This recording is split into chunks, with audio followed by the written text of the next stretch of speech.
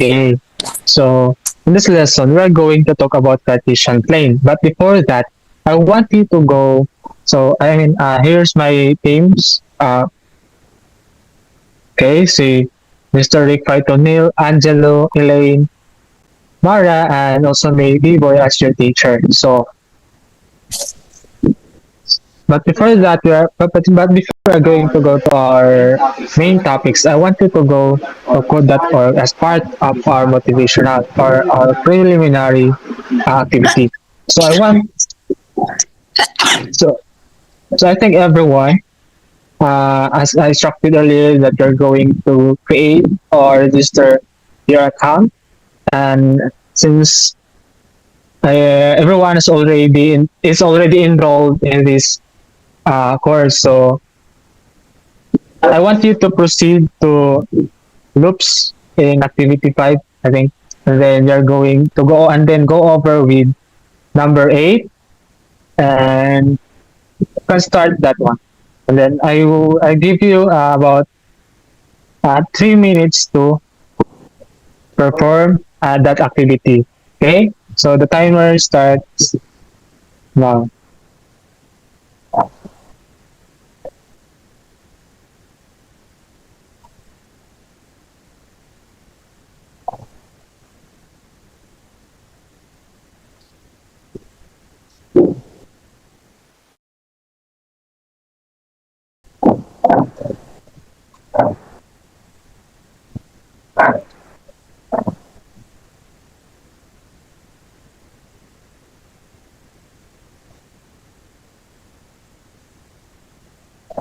Okay, let's continue that later. Okay, based on the activities or the based on the manipulations that you have encountered to move the sprite, what is your what is your experience to tell that it is very difficult or it's easy to understand, in in especially like for the first timer who use code.org. Is anyone from the class who can tell about their experience of answering? Is anyone from the class? I'm still audible. Yes, sir.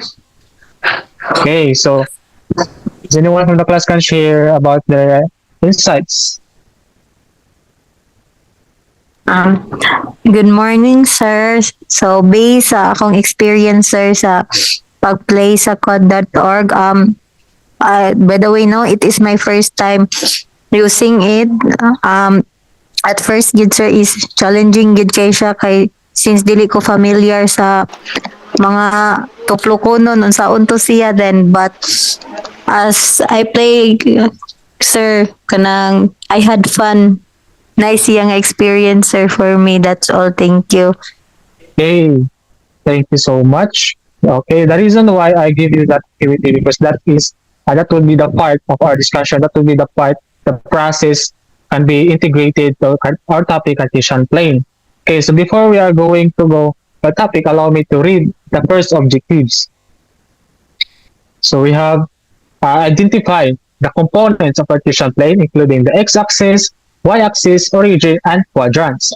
The second one is to plot and interpret coordinates on Cartesian plane.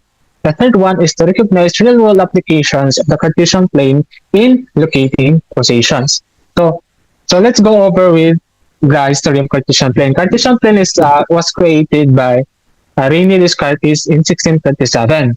Okay, so as you can see in our screen, that is the face of René Descartes. His work in La Geometrie introduced a system to represent points with coordinates, allowing the precise mapping of positions and shapes on a two-dimensional grid. Okay, so what do you think is Cartesian plane? So this is Cartesian plane. Okay, so Cartesian plane is composed of two-dimensional coordinate plane, which formed by the intersections of the x-axis and y-axis. Okay, so Cartesian plane has different parts. So let's proceed. This is the Cartesian plane. It composed of quadrant 1, quadrant 2, and quadrant 3, together with, and also quadrant 4. So based on your observations in quadrant 1, the number in that area from the number of x-axis and y-axis in that area is positive, meaning the ordered pair of that area is both positive. Okay, so proceed to how about in quadrant 2? As you can see, the number of that area in x-axis is negative, and then the y-axis is positive, meaning the only y-axis is the positive. So meaning the area of that the ordered pair sign of that specific area is negative and positive. Okay, so let's proceed to quadrant 3. Quadrant 3 is composed of negative and negative. The x-axis is negative, also the y-axis is negative. That's why both ordered pairs is negative. Okay, let's proceed to the last one, which is the quadrant 4. Quadrant 4, we can describe that x-axis number is positive, and then the y-axis numbers is negative. So meaning the only negative in that area is the y-axis. Okay, so the red and the blue, the red is the considered as the x-axis, the blue is considered as the y-axis. Okay, so I think it's quite clear. So there is if you have question here, kindly open your mic. Okay, I count 1, 2, 3. Okay, so I think everyone has already got the idea of these concepts. Okay, let's proceed to plot the following points. Okay, let's plot the following points. The number 1, which is 2 and 2. You can describe that both numbers is positive, meaning we are expected that that point is located in quadrant 1. Okay, so if x-axis is positive, meaning we are going to move to the right of the x-axis. Why? Because the right of x-axis considered as positive. Okay, now since the x-axis, y-axis is positive, meaning we are going to move upwards since the upward part of y-axis is positive. Okay, next, number 2.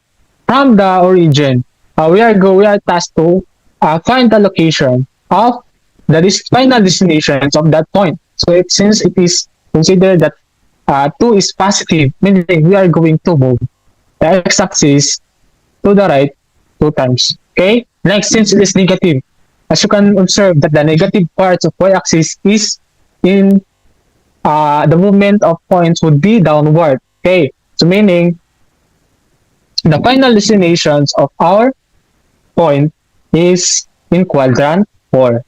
Okay, next in quadrant 3. Next, the number 3. Okay, so as you can observe that both numbers or both pair is negative, meaning it probably is located in quadrant 3. Okay, so again, if it is negative, then we are going to move the points to the right, to the left of the x-axis. Okay, next, since it is negative, meaning we are going to go downwards of y-axis. Okay, so this is now the final destination of our point. So let's proceed to the last one, which is the negative 2 and 3. So where do you think it is located? So probably it's located in quadrant 2. Why? Because the x-axis is negative. Okay, and then the y-axis is positive, meaning we are going to move the point to the left of the x-axis. Okay, so next, since the y-axis is positive, meaning we're going to move upwards of the y-axis. Okay, so this is now the final destination of our point. Say there, if you have questions in this part, can you raise your virtual hand? Okay, no clarification. In 1, 2, 3. Okay, let's proceed to the recap of our lesson. Okay, this part would be the quadrant 1, quadrant 2, and quadrant 3, quadrant 4. Okay, next, in quadrant 1, it composed of 2 positive ordered pair. Okay, so this is now the ordered pair. Okay, then next, the second quadrant would be the x-axis is negative and the y-axis is positive, meaning the ordered pair is look like this. Okay, next is quadrant 3. The quadrant 3 is, you can see that both line or intersection or axis is negative, so meaning both number or both, meaning the ordered pair is negative.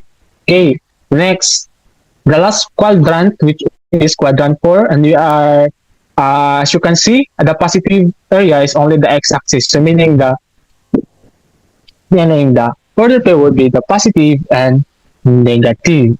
Okay, so that is the part of our discussion that we all need to understand in this lesson.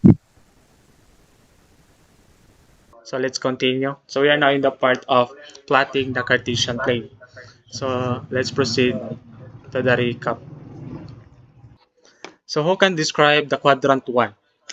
May I call si Sir Johnson. Yes. Hi, sir. Okay, Ma'am Abigail. Ma'am Abigail. Yes po, sir. So how can you describe quadrant 1?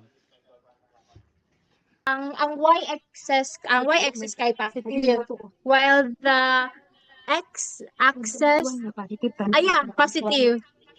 Positive Okay. oh, positive tanan. Okay, very good. Naminagid si Ma'am. Naminagid si Ma'am Abigail.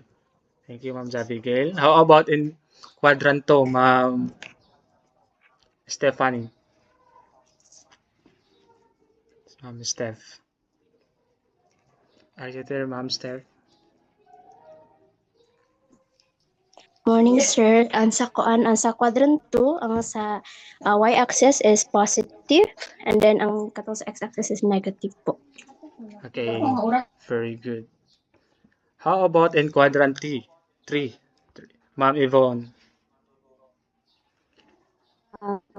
Good morning, sir. Ang quadrant 3 is negative ang x-axis and the y-axis is negative pod, and then ang pagplotting is pa-downward. Okay. How about in quadrant 4? Ma'am Jayan. Jane Tamayo. Jane. Sorry. Ma'am Jane May. Ang answer ang x-axis kay positive while the y-axis is negative. Thank you, Okay, sir. thank you. So there is the answer. So now, let's proceed to problem number 1. I want you to describe, or I want you to find the standing position of Ima. So we have your Ima is standing at a point where the x-coordinate is -4 and the y-coordinate is 3. In which quadrant is Ima standing, Mr. Sir Manfredi?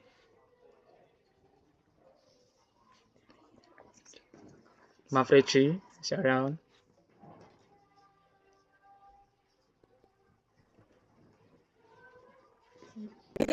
Quadrant 2 po, sir. Quadrant? 2 po. Quadrant 2. Okay, the answer is in quadrant 2.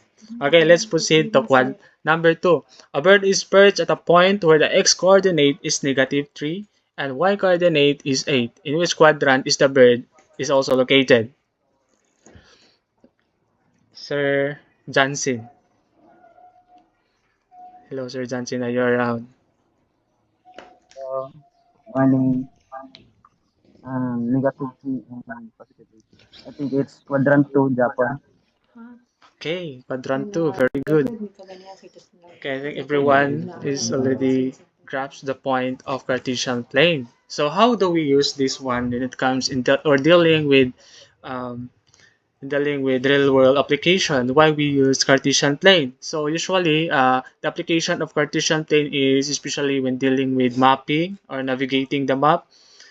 And then we can usually use this one in GPS system. As you can observe in your Google map, no, there is a grid, so that is considered as application of Cartesian plane. That considered as the altitude, the altitude, the longitude of the map. So meaning so that in that way, it will be easy to locate the specific area. Okay, so it's usually also Cartesian plane is also applicable when it comes in architects and planners or use the Cartesian plane to lay out buildings, rules like usually magad in mathematics that Cartesian plane is very applicable so that we could be able to find the specific area like especially the unknown shapes. So Cartesian plane is very applicable. So identify directly the specific area by using some mathematical rule like calculus or other form of mathematics or branches of mathematics. Okay, so any questions about our topic before we can end our discussion?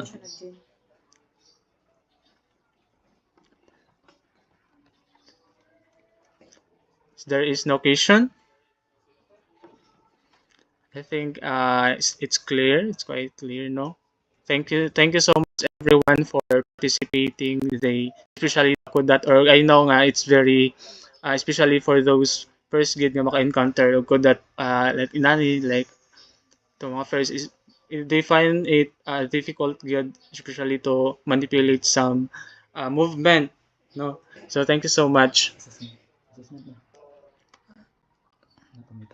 Enable to serve as your assessment. Now, those Code.org, I will let you finish those activities because ginapang so that we have reports to send, sir. You can be able to finish those activities. That is considered also in dealing with how to give the movement in order to move the object. Okay, so if you have time, please finish those activities.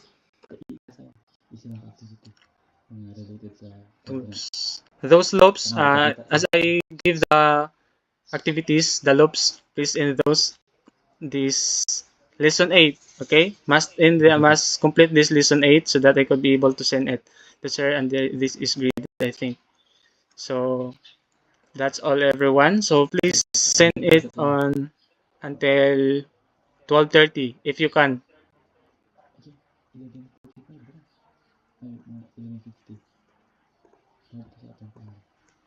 Katorang lesson 8 guys ha, please. Katora yung i-end. Kaning, wait lang. Is my screen still visible? Yes, sir.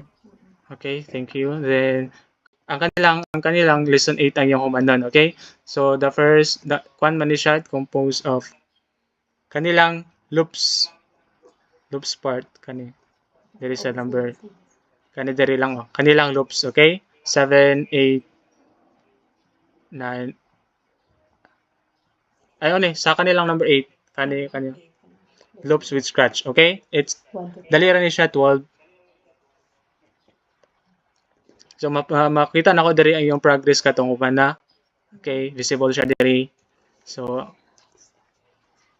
para makita po din sir kung unsa ang data nga makana mo sa Sockstad.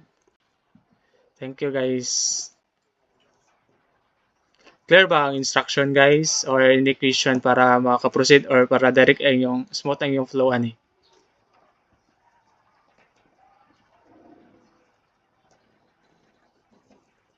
Good day, sir. Kanang dili na mo ma-manipulate na mo ang katong inyuhang lesson 8. However, dili na mo makita nga ga-move the me. Dili What na do mo you makita mean? nga ga-move me since ma-manipulate sa na mo sil- ang katong pero dili siya makita nga walay green nga nakabutang sa amua. Try to landscape mode daw yung cellphone para makita nimo kung ga-move ba yung mga loop or I'm using sa laptop, lesson 8. sir. Okay, so Yun na you're po yung using gamitin. laptop. Si Ma'am Rajan. Region. Nan- Let me see. Sa Okay, step it's already 4 done. ko. Pero dili na Ah, ako ka-proceed sa kuan. Next step. try to continue. There is a continue. Like for example, we have this one. So you already done these first activities. Okay, now you can proceed. So parehas ni 1, 2, 3, 4, 5. Then you can run. Di ba? Run. After niya makuha, then you can continue. Okay? Continue lang until mahuman niyo yung part. It's very easy. Halikay na nga dili mahulog si kasi nga lang ni. Basta kani si Sprite dili mahulog sa tubig. So you are going to use critical. You are going to think critically to that so that that Sprite is dili mahulog sa tubig. Ang naka-laptop pwede ra gyapon mo mag-share screen.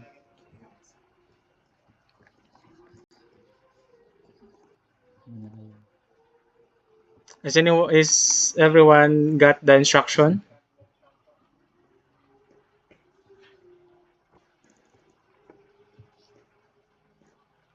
Since we're running out of time, okay ra dito sa 5 taman. And Mr. si Kuan ay sumana si si Spyron. Mana si Spyron, pwede na siya mag-stop. Si JP kulang pa siya duha. Then ang upan is wala pa gyud. Pwede ra ka mag-continue pero basin na kayo matabangan nga other nga while laptop. Pwede na ka mag-stop kay. Nice siya, di ba? Pwede na ka mag-continue bisan basin na kayo matabangan nga other nga while laptop para dali ra siya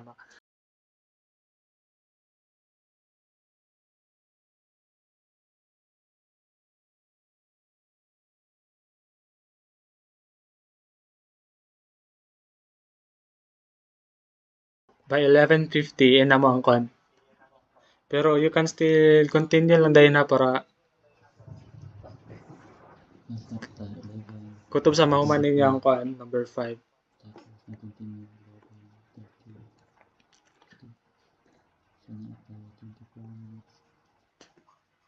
I'm really sorry guys for this kind of activity. It's quite hard yun siya for the first timer.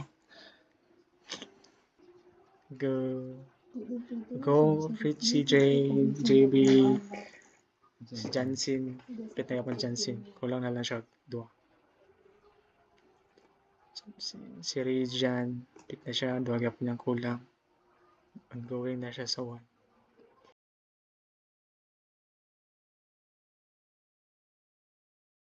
Sorry. Ma'am Rejan, try to kuan daw like i-minimize ang iyang movement. Na siya i-loop para makuha nimo si kuan pattern. Anong pattern like? Kanang pink bitaw. Kanang pink. Nanay times. Pwede nimo kani wait lang. I'm going to share my. Sorry kayo guys for this. Kani bitaw ma'am oh. Kani. Pwede nimo siya ana. And then you can para na nimo siya. Para kung 3 times meaning ka 3 times yung so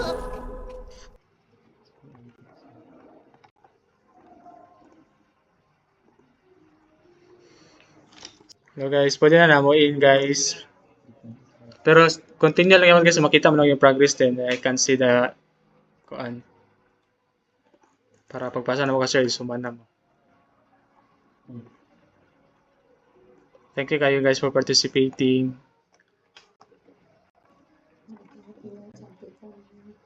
I hope you learned something from me guys. Goodbye. Thank you so much.